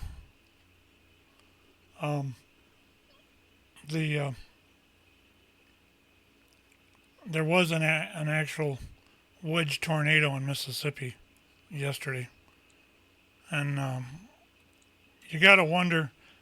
I know the easiest thing to do is to say, "Oh, it's global warming," and personally, I don't buy it. I'm sorry, I don't buy it. I'm not sorry, I don't buy it.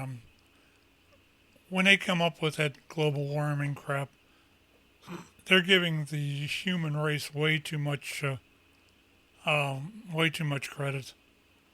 This planet has been around for millions of years, and it's going to be here for millions after we're gone. And for them to take and, oh, it's the human race that's causing all of the global warming because of stuff we're putting in the atmosphere.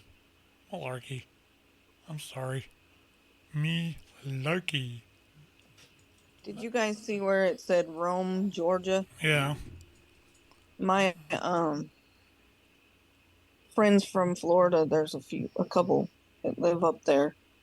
They're just across the border, straight across from Rome in Alabama. So that hit like just below them. Yeah. All that weather.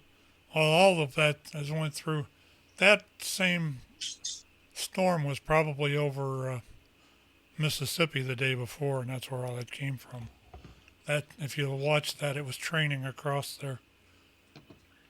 And if you've ever listened to anything that I've talked about as far as weather-wise, you know what training is.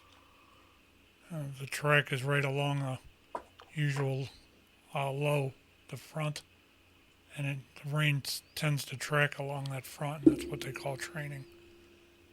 Anyway, I think we're at 9:06. What do we got here? I think we can probably go ahead and wrap this up if you guys are ready to. I do appreciate everybody tuning in tonight and actually sitting and talking to us, and even talking to us through the social media stuff. We appreciate it. I hope you enjoyed the topics tonight. I know I enjoyed them, so I'd still like to figure out what is doing that.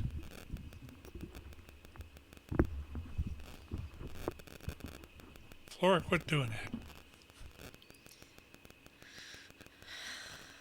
I don't know if it's... Did Puppy maybe get into something?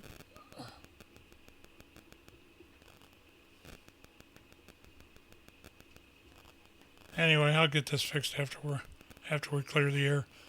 We'll see everybody next week, hopefully. And if you've enjoyed us, if you're watching any of this through either Twitch or our feed on YouTube now, or our feed on Spreaker, we actually are podcasting on Spreaker again.